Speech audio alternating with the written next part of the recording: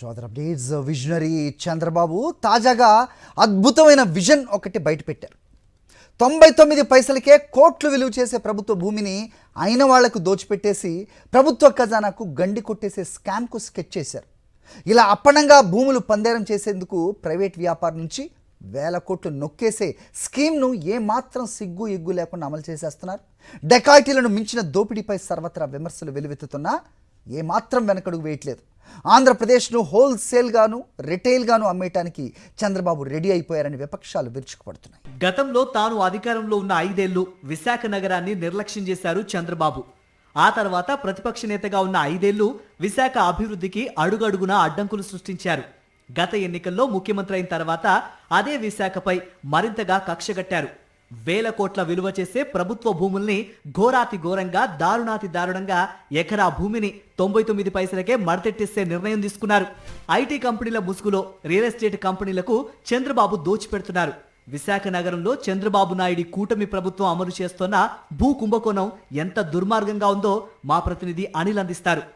IT పరిశ్రమల అభివృద్ధి పేరుతో పెద్ద ఎత్తున రుషికొండ సమీపంలోని ఐటీ హిల్స్లో భూ పందేరానికి ప్రభుత్వం తెరలేపింది. 99 పైసలకే ఎకరా భూమిని కట్టబెడుతూ రియల్ ఎస్టేట్ వ్యాపారానికి అనుమతి ఇచ్చింది. ఫలితంగా కొండల్ని పిండి చేసి కోట్లు కొల్లగొట్టడానికి ప్రైవేటు కంపెనీలు సన్నద్ధమయ్యాయి. అసలు ఐటీ హిల్స్లో ఏం జరుగుతుంది, ఎక్కడెక్కడ ఎంతెంత భూమి ఏ కంపెనీకి కేటాయించారు, ఆ కంపెనీలు చేస్తున్న కార్యకలాపాలేంటి, సాక్షి టీవీ గ్రౌండ్ రిపోర్ట్లో చూద్దాం. విశాఖలోని విలువైన ప్రభుత్వ భూములను ఐటీ కంపెనీల ముసుగులో కూటమి సర్కార్ పప్పు బెల్లాల్లా పంచిపెడుతోంది. అక్కడో కంపెనీ వస్తుంది, ఇక్కడో కంపెనీ వస్తుందని మాయమాటలు చెప్పి పూర్తిగా భూములన్నీ కొల్లగొడుతున్నటువంటి నేపథ్యం కనిపిస్తుంది.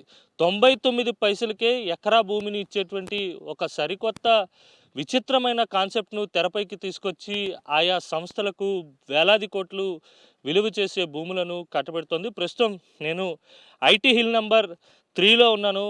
రుషికొండ సమీపంలో ఉన్నటువంటి ఐటీ హిల్స్లో అత్యంత విలువైనటువంటి భూములు ఉన్నాయి. ఈ భూములన్నీ కూడా దాదాపుగా ప్రభుత్వం ఆధీనంలోనే ఉండేవి.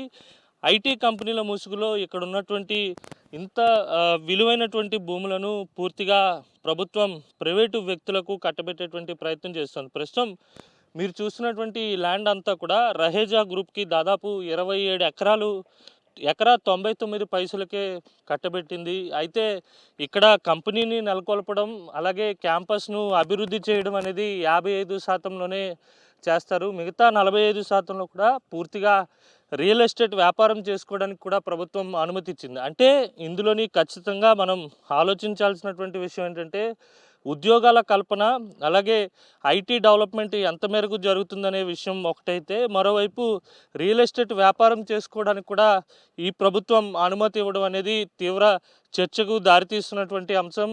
ఖచ్చితంగా ప్రభుత్వ పెద్దల కనుసన్నల్లోనే ఈ వ్యవహారం అంతా నడుస్తున్నట్టుగా భావించాల్సి ఉంటుంది. ఎందుకంటే విలువైన భూములను అలాగే ఎంతో పెద్ద కంపెనీలకు ఇస్తూనే ఆ కంపెనీల నుంచి మార్కెట్ వాల్యూ కానీ లేకపోతే ప్రభుత్వం ఏ వాల్యూ సూచిస్తుందో ఆ వాల్యూ తీసుకోకుండా పూర్తిగా 99 పైసలకే కట్టబెట్టడం కేవలం రహేజా గ్రూపుకు మాత్రమే కాదు, ఇక్కడ ఉన్నటువంటి సత్వా కంపెనీకి కావచ్చు, బీవీఎం ఎనర్జీ అనే మరో కంపెనీకి కావచ్చు, ఇలా కంపెనీల పేర్లు మార్చి వందలాది ఎకరాలు విశాఖలో ఉన్నటువంటి ఐటీ హబ్లో ఉన్నటువంటి భూములను కొట్టేసేటువంటి ప్రయత్నం స్పష్టంగా జరుగుతుంది. మొత్తంగా చూస్తే కనుక దీనిపై సర్వత్రా విమర్శలు వ్యక్తమవుతున్నాయి.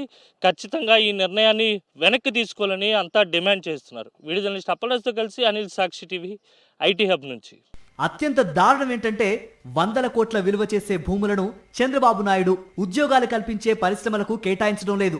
ప్రభుత్వ ఖజానాకు ఆదాయం తెచ్చే కంపెనీలకు కేటాయించడం లేదు. ప్రపంచవ్యాప్తంగా దివాలా తీసిన తలకు మాసిన కంపెనీ లులుకు విశాఖ, విజయవాడల్లో చిల్లర పైసలకు కోట్ల భూములు రాసిచ్చేస్తున్నారు. 1 ఎకరా కేటాయించినందుకు ప్రభుత్వ ఖజానాకు అక్షరాల 99 పైసలు మాత్రమే జమ అవుతుంది. వేల కోట్ల రూపాయలు మాత్రం భూములు కేటాయించిన పాలకపక్ష నేతలు భూములు అప్పనంగా కొట్టేసిన ప్రైవేటు వ్యాపారుల ఖాతాల్లోకి వచ్చి చేరుతోంది. అంటే క్విడ్ ప్రోకో అన్నమాట.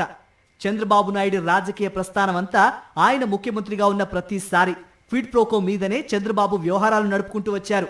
ఇలాంటి అక్రమ భూ పందేరాలు చేసినందుకే చంద్రబాబుపై ఐఎంజీ భూ కుంభకోణం కేసు నమోదైంది. అయితే కోర్టులో స్టే తెచ్చుకొని ఆయన తనపై విచారణ జరగకుండా ఆపుకొని ఆ స్టేపై బతికేస్తున్నారు. ఎవరికి ఏమీ తెలియదనుకొని నేను నిప్పు అంటూ ఉంటారు. 4వ ముఖ్యమంత్రి అయిన తర్వాత కూడా భూ కుంభకోణాలను ఆయన వదిలిపెట్టడం లేదని విపక్షాలు విమర్శిస్తున్నాయి. ఏ రాష్ట్రంలో అయినా ఎవరైనా ఓ పరిశ్రమ పెట్టాలని ముందుకొస్తే ప్రభుత్వం భూములు కేటాయిస్తుంది. కానీ ఏపీలో చంద్రబాబు నాయుడు పాలనలో ప్రభుత్వం రూటే వేరు. ఇక్కడ ప్రభుత్వంలోని పెద్దలే ముందుగా భూతోపిడికి స్కెచ్ చేస్తారు. ఏ మేరకు భూములు కొట్టేయాలో, ఎవరికి ఎక్కడ దోచిపెట్టాలో నిర్ణయించుకున్న తర్వాత తమ అననూయుల చేత కంపెనీలు పెట్టిస్తారు. ఆ వెంటనే భూములు, రాయితీలు ఆగ మేఘాల మీద రాసిచ్చేస్తారు. అంతా బుల్లెట్ ట్రైన్ వేగంలోనే ప్రభుత్వ ఖజానాను పస్తుపెట్టి ప్రజలకు టెంకి జల్ల కొట్టి కోట్ల విలువ చేసే భూములను పావలాకో బేడకో కట్టబెట్టేస్తారు. ఈ మధ్య కాస్త రేటు పెంచి ఎకరాకి 99 పైసలకి ఇస్తున్నారు. విజనరీ అంటేనే బాబు, బాబు అంటేనే విజనరీ అనే ప్రచారాలు చేసుకున్న కూటమి పెద్దలు ఈ భూ దోపిడీని కూడా అభివృద్ధే అన్న అస్సలు ఆశ్చర్యపోనవసరం లేదు.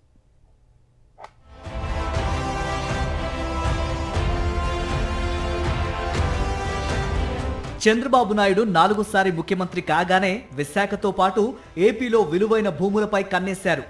వాటిని ఎవరెవరికి కట్టబెట్టాలి, వారి నుండి ఎంత రాబట్టాలి అన్నవి లెక్కలు వేసుకున్నారు. ఈ క్రమంలోనే విజయవాడకు చెందిన టీడీపీ ఎంపీ కేశినేని చిన్నికి బినామీ కంపెనీ అయిన ఉర్సాకు కోట్ల విలువ చేసే భూములు కట్టబెట్టేశారు. చిత్రం ఏంటంటే ఆ కంపెనీ ఏర్పాటు చేసి నెలలు కూడా నిండలేదు. ఎలాంటి వ్యాపారాలు చేయలేదు. ఏ విధమైన అనుభవం లేదు. అయినా చిల్లర పైసలకు భూములు రాసిచ్చేశారు. దీనిపై పెద్ద ఎత్తున విమర్శలు వెల్లువెత్తడంతో తాత్కాలికంగా ఆగినట్లున్నారు. 100 కోట్ల విలువ చేసే భూములు చిల్లర పైసలకు ఇచ్చేస్తే ప్రజలకు చేకూరు ప్రయోజనం శూన్యం. దోచుకున్న వారు, దోచిపెట్టిన వారు మాత్రం లాభపడతారు. ఒక చోట భూమి, ఎకరం భూమి 100 కోట్ల రూపాయలు విలువ చేస్తూ ఉంటే దాన్ని 99 పైసలకు వాళ్ళకి కేటాయిస్తే ఆ 99 పైసలు మాత్రమే ప్రజలకు, ప్రభుత్వానికి దక్కుతుంది. ఇక 100 కోట్లు 99 పైసలు అంటే నథింగ్, లెక్కలోకి లేదు. 100 కోట్లు ఫ్రీగా ఇచ్చేసినట్లే. 100 కోట్ల విలువైన భూమిని కూడా, ఆ 100 కోట్ల భూమిని ఒక ప్రైవేట్ సంస్థకి ఇచ్చేస్తే ఆ ప్రైవేట్ సంస్థ క్విట్ ప్రోకోలో భాగంగా ఏ 50 కోట్లు, ఏ 60 కోట్లు, సరే 50 కోట్లు ఇచ్చింది అనుకోండి ఈ అధికారాన్ని ఉపయోగించి భూములు కేటాయించిన వాళ్ళకి. అప్పుడు ఏంటి, ప్రభుత్వానికి ప్రజలకేమో 99 పైసలు మాత్రమే మిగులుతుంది. అధికార బలాన్ని ఉపయోగించి భూములు కేటాయించిన వాళ్ళకు 50 కోట్ల లాభం. 100 కోట్ల విలువైన భూమిని 50 కోట్ల రూపాయలకి సొంతం చేసుకున్నందుకు ఆ భూమిని తీసుకున్న సంస్థకు 50 కోట్లు మిగులుతుంది. అంటే రఫ్గా ఆ నిపుణులు చెప్పే మాట, ఇలా జరుగుతూ ఉంటాయి వ్యవహారాలు క్విట్ ప్రోకోలో అని. అంటే ప్రైవేట్ వ్యక్తులు, ప్రభుత్వ పెద్దలు బాగుపడిపోతూ ఉంటే ప్రజలకు, పబ్లిక్ కు మాత్రం 99 పైసలు అంతే. ఆ తర్వాత లులు అనే ఓ దిక్కుమాలిన షాపింగ్ మాల్ ను తెరపైకి తెచ్చారు. ఈ కంపెనీకి విశాఖలోను, విజయవాడలోను ఆర్టీసీకి చెందిన భూములను చిల్లర పైసలకు కేటాయించడానికి రెడీ అయ్యారు. దీనిపై మేధావులు మండిపడ్డారు. ఎందుకంటే లులు మాల్ అనే కంపెనీ చాలా దేశాల్లో దివాలా తీసిన దుకాణం. ఆ కంపెనీకి ప్రజల భూమి కేటాయించడం వల్ల ప్రభుత్వానికి గాని, ప్రజలకు గాని ఒరిగేదేమీ ఉండదు. ఎందుకంటే లులు వల్ల ఉద్యోగాలు రావు. చంద్రబాబు కుదుర్చుకున్న డీల్ వల్ల ప్రభుత్వానికి చెప్పుకోదగ్గ ఆదాయమూ రాదు. అయినా షాపింగ్ మాల్స్ కి భూములు కేటాయించడం ఏంటి అన్న ప్రశ్నలు వినిపిస్తున్నాయి. ఇదే లులు మాల్ పొరుగున ఉన్న తెలంగాణ రాజధాని హైదరాబాద్ లోనూ ఉంది.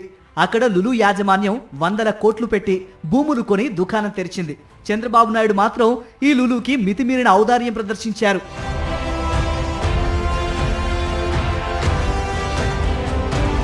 సత్వా అనే మరో రియల్ ఎస్టేట్ కంపెనీ ఉంది. ఇది హైదరాబాద్ లో 600 కోట్ల రూపాయలు పోసి భూములు కొని వ్యాపారం చేస్తోంది.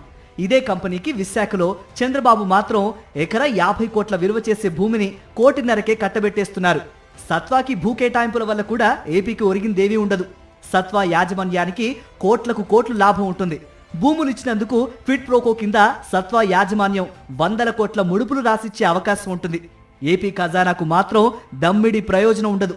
కపిల్ చిట్ ఫండ్స్ కు చెందిన కంపెనీకి కూడా ఇలానే భూ పందేరం చేసేస్తున్నారు. దీనిపై విశ్లేషకులు ఆగ్రహం వ్యక్తం చేస్తున్నారు. రియల్ ఎస్టేట్ సంస్థలకు సరే, టీసీఎస్ కి అయితే 99 పైసలకి వేల సంఖ్యలో ఐటీ ఉద్యోగాలు వస్తాయి, టీసీఎస్ వస్తే మొత్తం ఒక వాతావరణమే మారిపోతుంది అక్కడ అని మాట్లాడారు. ఓకే అనుకున్నారు. కానీ రహేజా రియల్ ఎస్టేట్ సంస్థకి ఇవ్వడం ఏంటి, సత్వా రియల్ ఎస్టేట్ సంస్థకి ఇవ్వడం ఏంటి? దాదాపు 1500 కోట్ల విలువైన భూమిని 45 కోట్ల రూపాయలకు ఇచ్చేశారు. ఇదే సంస్థ హైదరాబాద్ లో 2020లో 650 కోట్ల రూపాయలు పెట్టి 25 ఎకరాల భూమిని కొనుక్కుంది. విశాఖపట్నంలో కూడా అంతకు మించి తక్కువేం రాదు, కొద్దిగా తగ్గచ్చేమో కానీ వేలం వేస్తే 100 కోట్ల రూపాయలు వస్తుంది. కానీ సింపుల్ గా అప్పగించేస్తూ ఉన్నారు ఈ సత్వా గ్రూప్ కి. కపిల్ చిట్ ఫండ్స్, దీనికి హెచ్ఎం టీవీ కూడా ఉంది. ఆ సంస్థకి ఏకంగా 3000 కోట్ల రూపాయల విలువైన భూమిని కూడా రాష్ట్ర ప్రభుత్వం అప్పగించేసింది. ఎకరం 100 కోట్ల రూపాయలు ఉన్న చోట కేవలం 1,50,00,000 రూపాయలకి 30 ఎకరాలు ఇచ్చేశారు. అంటే 3,000 కోట్ల రూపాయల విలువైన భూమిని సింపుల్ గా ఇచ్చేశారు. పరిశ్రమలకు భూములు కేటాయింపుల గురించి నిన్నగాక మొన్ననే తెలంగాణ మంత్రి శ్రీధర్ బాబు ఆసక్తికర వ్యాఖ్యలు చేశారు. ఆంధ్రప్రదేశ్లో ఎకరా 99 పైసలకే ఇష్టారాజ్యంగా భూములు కేటాయిస్తున్నారని, కానీ తాము అలా అప్పనంగా భూములు కట్టబెట్టలేమన్నారు. ఏపీలో ఎకరా 99 పైసలకే భూములు రాసిచ్చిన పారిశ్రామికవేత్తలు మాత్రం తెలంగాణలో పెట్టుబడులు పెట్టడానికి మక్కువ చూపుతున్నారని ఆయన వివరించారు. వారికి ఏదైనా ఇండస్ట్రీ పెట్టుకుంటారు, మళ్ళా రీలొకేట్ చేద్దామంటే వేరే దగ్గర ఇండస్ట్రీ ఏరియా కల్పించడం జరుగుతుంది. దానికి కూడా మళ్ళీ అలొకేషన్, దానికి సంబంధించి ఇప్పుడున్న రేట్లతోనే అక్కడ ఇండస్ట్రీకి భూమి కేటాయింపు చేయడం జరుగుతుంది. Everything is subsidise. ఇండస్ట్రీ నేను ఇప్పుడు చెప్తున్నా, ఆంధ్రప్రదేశ్లో 99 రూపాయలకు పైసలకు వీ హ్యావ్ టు కంపీట్. రేపు పొద్దున కంపీట్ చేయకుండా ఎట్లా నడుస్తాం? We can't give it 99 paise, but we have to give it a reasonable price. Giving the land as a scarce commodity over here, we have to look at the different aspects. ఎందుకంటే land ఇక్కడ చాలా ఖరీదైంది, అక్కడ వారి ఇష్టారాజ్యంగా అడుగులుగా ఇస్తా ఉన్నారు. You can't compare and we have to fight that competition. అది and proactive లేకుంటే ఏది కూడా కాదు. సో ఐ కన్సిడర్ ఇట్, ఎవరు ఏ రాష్ట్రాలు 99 పైసలకు ఇచ్చినా మన రాష్ట్రానికి సంబంధించి ఈ ఈకో సిస్టమ్ ఏదైతుందో దీన్ని దృష్టిలో పెట్టుకొని ఇక్కడ ఉన్న స్కిల్, ఇక్కడ ఉన్న టాలెంట్, ఇక్కడ ఉన్న ఆలోచన, ఇక్కడ ఉన్న నాలెడ్జ్ను చూసే చాలా మంది పారిశ్రామికవేత్తలు ఇక్కడికే వస్తారు. తెలంగాణలో తాజాగా కోకాపేటలో భూములు వేలం వేస్తే ఎకరా 130 కోట్లకు పైనే ఆదాయం వచ్చింది. ఇప్పుడు చంద్రబాబు నాయుడు దారాదత్తం చేస్తోన్న విశాఖ భూములను వేలం వేసినా ఆదాయం దండిగానే వస్తుంది ప్రభుత్వానికి. కానీ చంద్రబాబు నాయుడు మాత్రం ప్రభుత్వ ఖజానాకి ఆదాయం అవసరం లేదనుకుంటున్నారు. తన ఖజానాలో జమ అయితే చాలనుకుంటున్నట్లుందని విపక్షాలు ఆరోపిస్తున్నాయి. ప్రభుత్వ భూముల క్రయ విక్రయాల విషయంలో పారదర్శకంగా ఉండాలంటున్నారు విశ్లేషకులు. ఇదే భూమిని వేలం వేస్తే 1,000 కోట్ల రూపాయలు డైరెక్ట్ గా ఖజానాకు వస్తాయి. అప్పుడు ఎవరు తీసుకోవడానికి కూడా ఉండదు. ప్రభుత్వంలోని వాళ్ళు, రాజకీయ నాయకులు తినేయడానికి ఉండదు. డైరెక్ట్ గా ప్రభుత్వ ఖజానాకి క్రెడిట్ అవుతుంది. నిన్న అయినట్టు తెలంగాణలో హైదరాబాద్ లో భూమి వేలం వేస్తే ఎకరం 137 కోట్ల రూపాయలకు పోయింది. 1,300 కోట్ల రూపాయలు వచ్చింది. 9 ఎకరాల చిల్లర భూమిని వేలం వేస్తే 1,300 కోట్ల రూపాయలు డైరెక్ట్ ఖజానాకు వచ్చేసింది. దాన్ని రేవంత్ రెడ్డి మరొకరు తీసుకొని తినడానికి కూడా ఉండదు. కానీ ఇలా కాకుండా 99 పైసలకి ఐటీ కంపెనీల పేరుతో, రియల్ ఎస్టేట్ సంస్థల పేరుతో, అభివృద్ధి పేరుతో, ఉద్యోగాలు వస్తాయన్న పేరుతో ఇచ్చేశారనుకోండి, ప్రభుత్వానికి ప్రజలకు 99 పైసలు, తీసుకున్న వాళ్ళకి సగం లాభం, ఇచ్చిన వాళ్ళకి సగం లాభం. ఇలా జరుగుతూ ఉంటాయి అని నిపుణులు చెప్తూ ఉంటారు. చంద్రబాబు నాయుడు భూ కుంభకోణం గురించి ఎవరైనా ప్రశ్నిస్తే మాత్రం ఏపీ అభివృద్ధి చెందడం మీకు ఇష్టం లేదా అంటూ ఎదురుదాడి చేసేస్తున్నారు. ప్రశ్నించిన వారంతా అభివృద్ధి నిరోధకులని ముద్ర వేసేస్తున్నారు. తమ దోపిడిని మాత్రం ముందుకు తీసుకుపోతున్నారు. చంద్రబాబు నాయుడు ప్రవేశపెట్టిన 99 పైసల కుంభకోణంపై దేశవ్యాప్తంగా చర్చ నడుస్తోంది. పాలకులు మరీ ఇంత దుర్మార్గంగా కూడా ఉంటారా అని ఇతర రాష్ట్రాల నేతలు ముక్కున వేలేసుకుంటున్నారు.